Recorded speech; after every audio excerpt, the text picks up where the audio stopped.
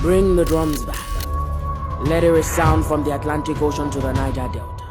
Tell every publication in town that on this day the earth quaked. I became the revolutionary vanguard of every mother's womb. The sun had to shine her bright forehead and Afari Kurudu. It wasn't playing stand-up like a Kurudu. My mother became the guardian to this nation she carried. Navigating through life like a West African pilot. Now I fly higher than Mutala. No airport can tell when I land. My mom said, chill. God's cooking. This masterpiece isn't finished until after 9 months. I'm never one for tight boxes, so I Mayweathered my way with a final punch. Now I stand on every mic like Sabi Insta blog. Daily, time after time, she knew this child would be a Tribune. And I popped out looking like a national mirror on the wall. Who is the best of them all?